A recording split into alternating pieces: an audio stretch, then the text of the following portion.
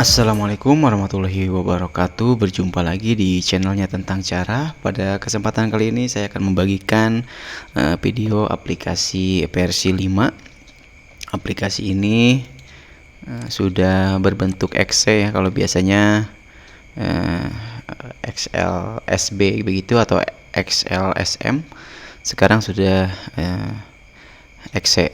Kita pisahkan. Nah, seperti ini. Oke, kita buka aplikasinya. Nah, ini adalah proses awal buka toko. Di sini ada kolom ini ya, kolom kasir, masukkan namanya begitu. Nah, ini kita diharuskan untuk mengisi saldo yang tersedia gitu ya. Jadi saldo saat ini gitu. Jadi harus dicek dulu di tokonya itu, di agen BRI linknya itu harus dicek saldonya masing-masing. Jadi saldo tunai berarti saldo berbentuk cash ya. Itu kalau misalnya adanya 1 juta ya masukkan 1 juta begitu sesuai dengan jumlah yang ada begitu ya. Kalau misalkan BRI berarti cek di cek saldo di rekening BRI-nya begitu. Oke, kita samakan saja 1 juta semua. Dan ini ada 4 bank. Sebetulnya ini bisa banyak ya. Nah, karena saya memasukkan di settingannya itu baru 4 akun termasuk tunai ya, 3 bank dan 1 tunai. Nah, maka tampilannya hanya 4 karena saya memasukkannya hanya 4 gitu. Nah, ini tersedianya itu sampai 20 bank. Oke, setelah ini semua terisi, saldo awalnya terisi. Saldo awal itu adalah saldo ketika buka toko ya, di awal ini. Kita harus diwajibkan mengisi ini. Itu jika ada, kalau misalkan tidak ada saldonya, kita masukkan 0 saja ya. Oke, kita lanjut, klik proses. Nah, ini ada keterangan proses buka toko berhasil. Klik OK. Nah, ini kita akan masuk ke aplikasinya. Akan masuk ke halaman utama ya. Ini ada beberapa tombol di sini.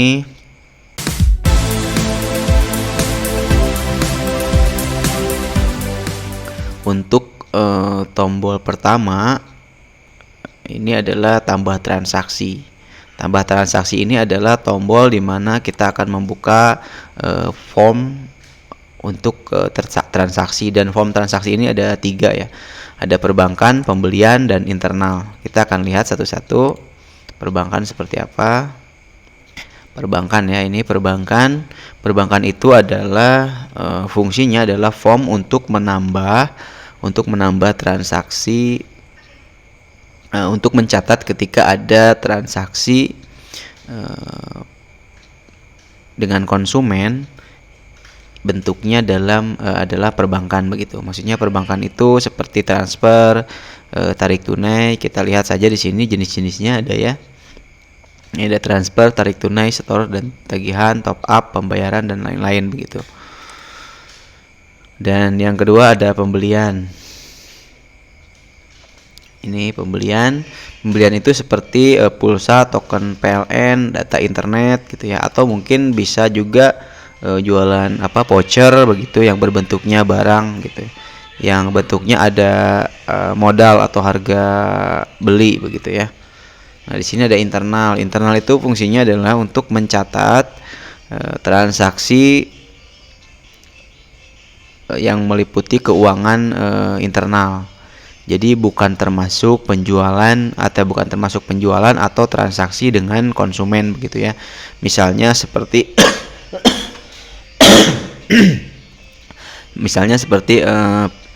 penerimaan ya kan. Penerimaan, pengeluaran, transfer saldo begitu ya. Nah, ini untuk penerimaan saya sudah buat listnya di sini. Ada komisi penjualan, pelunasan piutang, terus pinjaman, piutang pelanggan gitu ya, piutang karyawan. Ini untuk penerimaan. Nah, ini bayar hutang. Kalau untuk pengeluaran,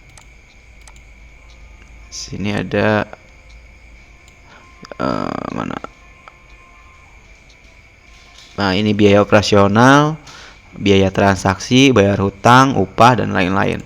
Kalau transfer saldo ini ya, ada akun debit dan akun kredit. Jadi ditransfer gitu ya, dipindahkan. Misalnya dari BRI ke Mandiri begitu ya. Misalnya berapa 100.000 begitu ya. Nah, begini. Misalnya ini fungsinya adalah untuk memindahkan atau mentransfer saldo dari saldo BRI menuju saldo Mandiri begitu. Jadi BRI akan berkurang sebesar 100.000 dan Mandiri akan bertambah sebesar 100.000 kalau ditransaksikan seperti ini. Ya, itu untuk fungsinya adalah untuk mencatat itu ya. Untuk mencatat misalnya ada kita karena di saldo di Mandiri kurang gitu ya, kita transferkan dari saldo kita ke saldo kita juga misalnya gitu. Nah, ini maksudnya ke sini karena itu bukan termasuk transaksi penjualan ya. Tidak ada laba dan lain-lain. Oke. Saya akan coba untuk inputkan. Saya akan coba inputkan di sini. Nah, misalnya ada transfer. Misalnya transfer sesama BRI begitu. Banknya menggunakan BRI, terus tujuannya banknya BRI juga ya, sesama BRI ya. Oke, nomor bukti transaksi. Nomor bukti transaksi itu bisa nomor referensi ataupun nomor transaksi yang ada biasanya di struknya ya. Kita bisa masukkan ke sini. Nomor tujuan, nomor rekening tujuan misalnya 4177.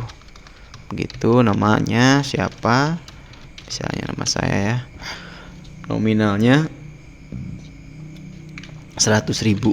Nah, biasanya kalau BRI ini ada potongan banknya 3.000. Setelah semuanya terisi, kita proseskan.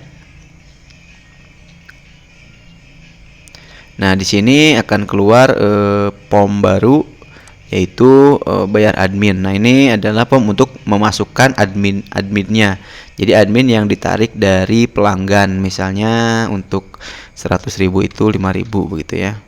Tipe bayarnya, nah ini tipe bayarnya itu maksudnya adalah si 5.000 ini akan masuk kemana gitu ya. Jadi adminnya dibayar dengan cara apa? Misalnya dengan cara tunai begitu ya. Ini biasanya transfer itu tunai ya. Oke, selesaikan. Nah, ini ada pilihan dicetak struk atau tidak. Kita pilih saja tidak. Nanti kita akan lihat apa untuk struknya di akhir video saja. Nah, kita akan lihat di daftar transaksi ya. Daftar transaksi ini di sini di sini dulu ya. Nah, ini adalah halaman untuk ini halaman utama ya yang mencatatkan transaksi hari ini. Jadi transaksi hari ini akan masuk ke sini. Gitu. Sini ada ya, ada nominalnya 100.000, potongan banknya 3.000. Nah, ini detail-detailnya. Gitu ya. Nah, kalau di arus kas kita klik ini tombol arus kasnya. Nah, ini adalah keuangannya yang tadi gitu. Jadi perincian dari transaksi tadi itu ini gitu ya. Nah, ini ada akun debit gitu ya. Akun debit, debitnya sebesar 103.000, akun kreditnya gitu ya sebesar 100.000 dan ini 5.000. Ini kalau saya jabarkan seperti ini. Jadi tadi itu ada transaksi transaksi ini transfer sesama BRI itu alurnya adalah dari BRI akan berkurang sebesar 103.000. 103.000 ini adalah nominal plus admin. Jadi saldo dari BRI akan berkurang 103.000 dan akan dan tunai. Dan di sisi kredit ada tunai. Jadi tunai akan bertambah sebesar 100.000 ditambah ini ya, ada tunai masuk juga 5.000. Jadi totalnya ini 15.000 masuk, 103.000 keluar. Berarti labanya 2.000. Nah, ini bisa kita lihat di akun bank.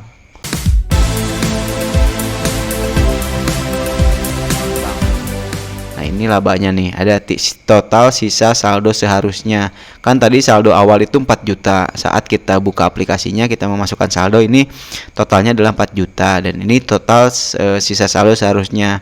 Jadi total sisa saldo seharusnya itu adalah perhitungan dari aplikasi Apabri ini. Nah, adalah 402.000 yang seharusnya gitu ya, yang seharusnya 402.000, berarti ada laba 2.000, ada penambahan ya, penambahan saldo total 2.000, berarti ini adalah 2.000 ini saldo labanya begitu ya.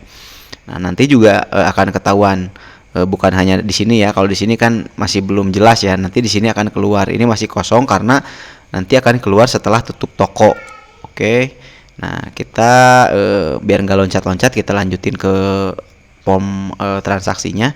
Tadi kan perbankan sudah, sekarang pembelian. Perbedaannya itu adalah tadi kalau pembelian itu untuk pembelian yang bentuknya sudah tertera harga modalnya begitu ya, yang ada harga modalnya atau harga belinya.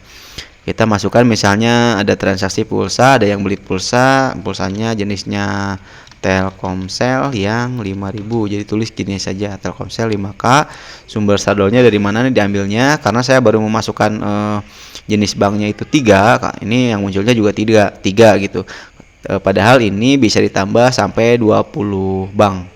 20 bank gitu ya. Kalau itu termasuk juga misalnya ada all operator begitu ya. Kalau misalkan ada deposit seperti itu bisa juga dimasukkan ke sini. Sini saya coba di BCA. Nah, nomor bukti transaksinya biasanya serial number ya, 10 misalnya begitu. Nomor tujuannya ini nomor handphonenya ya. Oke, atas nama ini tidak ada. Harga belinya, nah ini yang 5.000 itu harga modalnya berapa, misalnya seginilah ya. Ini murah banget ya sekarang, 6.000 lah. Sekarang kan agak mahal-mahal gitu ya, beda sama dulu. Oke, kita proseskan. Nah, ini akan keluar form baru, yaitu harga. Harga itu adalah harga jual. Kalau ini tadi harga beli, ini harga jual. Harga jualnya misalnya biasanya sih 7.000 ya. Yang 5.000 itu 7.000. Oke.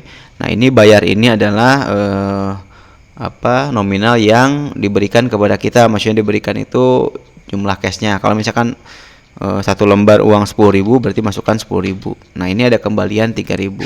Ini mempermudah ketika kita melakukan ketika prosesnya ada kembalian begitu ya. Jadi tidak perlu menghitung kembalian secara manual lagi. Oke, kalau semuanya sudah terisi, sudah benar datanya, kita klik bayar. Nah, ini akan keluar juga pilihan yes dan no untuk mencetak struknya. Kalau tidak, klik no saja. Oke ya. Nah, nanti ini akan masuk ke, nah kita akan lihat ya. Coba. Jadi sekarang sudah ada 2 transaksi ya. Oke, kita lihat. Sekarang sudah ada 2 transaksi. Nah, ini ada transfer, ada pengisian pulsa ya.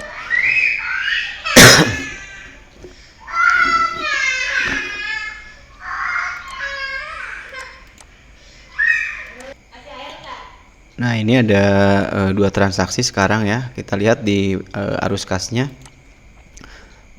Berarti jadi kalau di arus kas itu kan satu transaksi itu jadi ada 2 ya. Ada 2 baris. Ini berarti sudah jadi 4.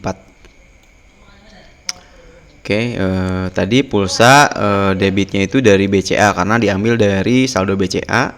Debitnya 6.150. Akun kreditnya tunainya itu masuk sebesar 650 ditambah 850. Jadi totalnya 7.000 sesuai dengan harga jual. Begitu. Nah, ini sudah kita masuk ke transaksi internal. Transaksi internal ini tadi ya seperti saya sampaikan untuk transaksi di luar transaksi penjualan. Misalnya ini karena kita lihat dulu ya. Kita lihat dulu saldo saat ini.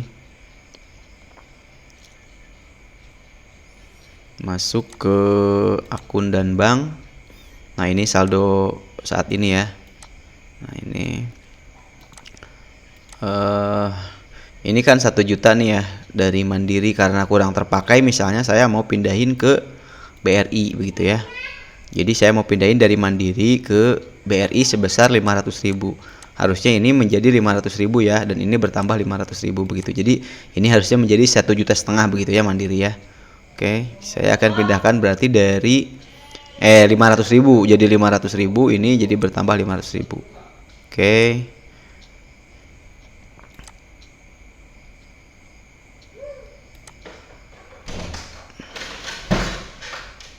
Nah, ini berarti masuknya transfer saldo. Nah, di sini dari BRI ke Mandiri ya, sebesar 500.000. Proses. Nah, ini akan langsung masuk ke sini karena ini tidak ada tidak ada admin dan lain-lain ya. Ini langsung hanya masuk ke halaman ini ya, halaman arus kas begitu ya. Nah, sedangkan ke sini tidak bertambah karena bukan termasuk transaksi penjualan begitu. Kita akan lihat akun dan banknya. Nah, ini seperti yang tadi ya, dari BRI ke Mandiri. Jadi BRI-nya berkurang, Mandirinya bertambah. Oh, sorry ya, tadi salah, seharusnya tadi ngisinya itu Mandiri ke BRI gitu ya, dari Mandiri ke BRI. Nah, ini nggak apa-apa lah. Yang pasti begitu, kalau misalkan dari BRI ke Mandiri berarti kalau misalkan yang BRI di debit dan Mandiri kredit, itu berarti Mandiri nambah, BRI-nya akan berkurang begitu.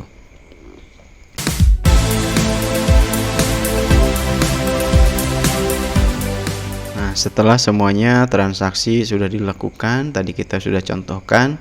Sekarang adalah yang paling terakhir adalah transaksi tutup toko begitu ya, atau proses, bukan transaksi ya, proses tutup toko. Nah, ini tutup toko ini dilakukan setelah pastinya tutup toko ya, namun maksudnya tidak bisa menerima transaksi lagi gitu ya. Kalaupun ada transaksi setelah tutup toko, itu dia akan diakumulasikan ke tanggal berikutnya. Misalkan saat ini tanggal 14 terus sudah tutup toko, nanti ada lagi, misalnya ada yang datang ketika sudah melakukan proses tutup toko ini, ada yang datang ingin transfer, misalnya ada konsumen datang gitu ya, kita layani gitu kan. Ketika kita inputkan itu akan diakumulasikan ke tanggal 15 besoknya begitu ya. Oke, kita akan coba tutup toko. Nah, ini di sini ada keluar isian baru. Nah, ini ada kasir, kita masukkan kasirnya, nama kasirnya. Saat tutup toko ini siapa yang memeriksa gitu ya. Oke, ini di sini ada yang harus diisi. Ini adalah saldo-saldo yang harus sebelum kita mengisi ini, kita harus menghitung dulu jumlah saldo yang ada gitu ya. Misalnya kita hitung tunai, berarti hitung berapa ada uang di kas lacinya gitu ya, di kas tokonya. Misalnya ada 1.111.000. Saya akan buat ini selisih ya, supaya teman-teman mengerti fungsi dari pembukuan atau dari aplikasi pembukuan ini. Oke, 397 untuk BRI saldonya. Nah, ini kalau misalkan saldo bank ini, kalau ini kan dihitung ya manual. Kalau saldo bank itu dicek saldo saja gitu ya, sesuai dengan bank masing-masing. Oke, sekarang Mandiri 1,5 juta. BCA-nya 992 saya masukkan sengaja, ini dimasukkan akan selisih. Oke, proses. Nah, setelah proses ini dia akan menutup aplikasinya dengan otomatis. Klik OK, dia akan menutup dengan otomatis seperti itu.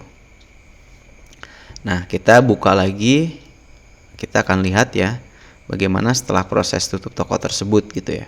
Kita buka lagi aplikasinya.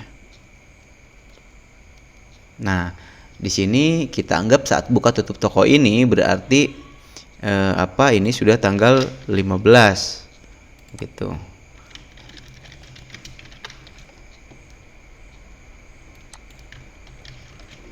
Oke. Nah, kita hitung lagi biasa lah ya. Ini besoknya misalnya ya, ini saldonya masih yang sama, 1 juta semua.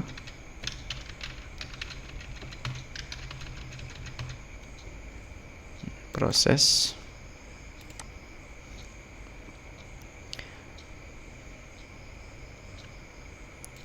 setelah tutup toko tadi, transaksi yang ada di halaman awal ini, halaman utama ini akan hilang. Berikut dengan arus kas juga akan hilang.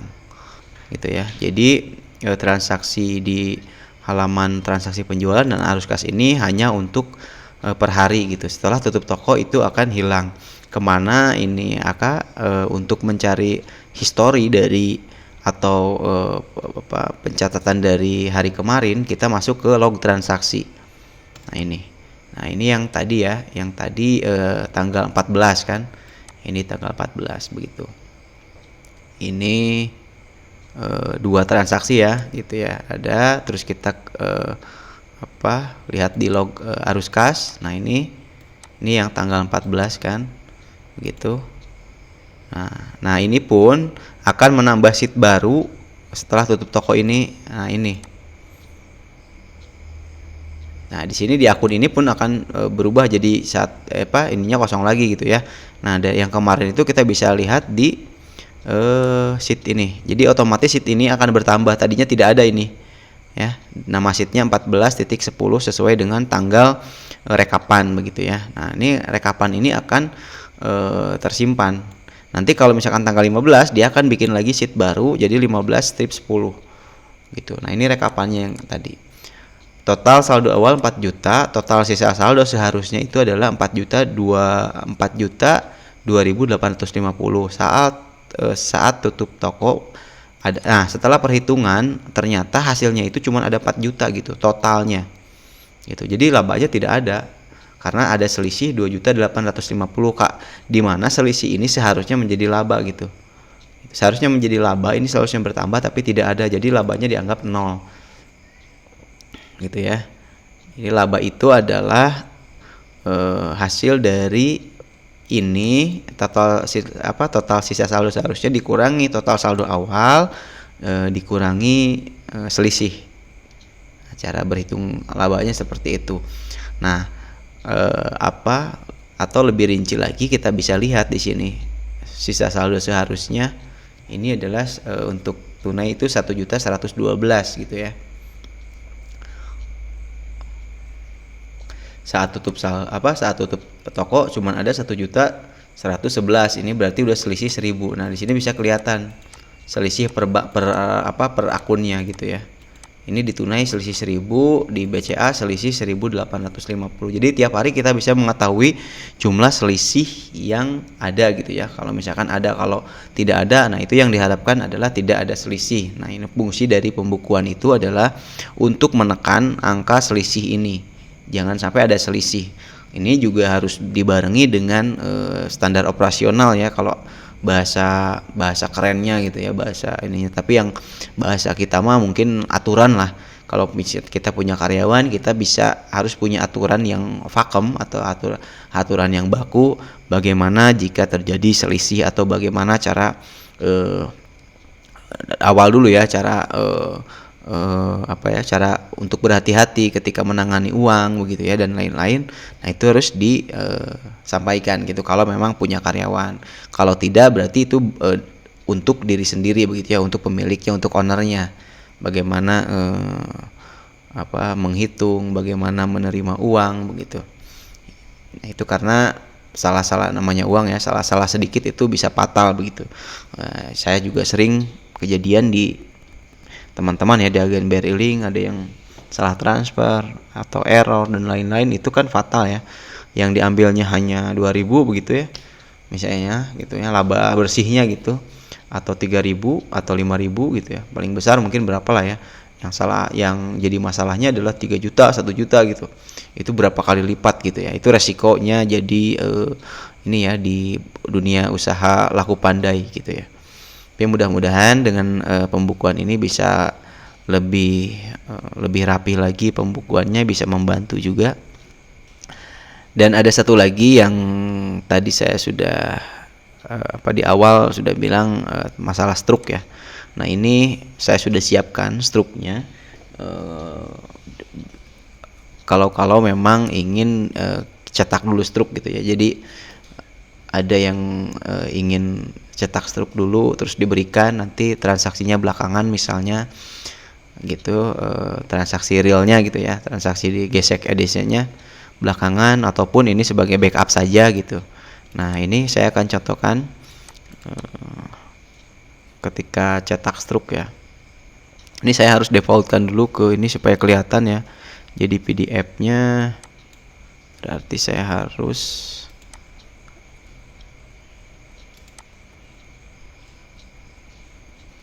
atau gini aja nih. Nah, printnya ini saya defaultnya ke PDF saja. Oke. Struk file print. Oke, sudah PDF ya. Oke. Nah, kenapa saya dirubah PDF supaya bisa teman-teman bisa lihat gitu langsung. Kalau di print kan nggak bisa lihat ya, nggak bisa lihat hasilnya begitu. Kecuali saya foto, tapi lebih enak pakai PDF bisa langsung kelihatan. Oke, saya akan lakukan transaksi perbankan. Saya akan lakukan transaksi misalnya tarik tunai ya, tarik tunai misalnya tarik tunai bank gitu ya. Nah, ini judul ini akan tampil nanti di struknya. Oke, EDC-nya pakai misalnya Mandiri, bank tujuan. Ini bank tujuan bank gesek ya, bisa diisi juga lah. Nomor bukti transaksi misalnya, nomor referensinya, nomor tujuan, nama rekeningnya, nominalnya sebesar misalnya 250.000, potongan bank 0 ya. Oke, proses. Nah, ini nominal admin ya yang kita tarik tadi 5.000 misalnya gitu. Bentuknya langsung misalkan kalau dipotong di dalam itu berarti adminnya berbentuknya Mandiri. Kalau di luar berarti tunai begitu ya. Kalau di luar itu tunai. Oke, kita selesaikan. Nah, ini ada pilihan yes dan no. Saya pilih yes. Nah, di sini ada pilihan lagi untuk memilih logo mana, logo bank mana yang akan ditampilkan untuk struknya gitu ya. Nah, misalnya karena tadi Mandiri, saya mau masukkan Mandiri. Oke, cetak struk. Nah, ini misalnya transfer Mandiri. Tarik tunai ya. Tarik tunai Mandiri. Itu kita akan lihat hasilnya. Oke, sudah, kita akan lihat hasilnya. Nah, ini. Nah, seperti ini hasilnya. Tadi ya, tarik tunai bank gitu ya. Ini bank tujuannya Mandiri, nomor rekeningnya. Ini nama penerima, ini jumlah kirimnya gitu ya. Ini admin, ini totalnya. Oke, mudah-mudahan video ini bisa bermanfaat, bisa jadi gambaran untuk referensi memilih aplikasi untuk pembukuan yang cocok dengan kebutuhan usaha teman-teman agen BRI Link. Wassalamualaikum warahmatullahi wabarakatuh.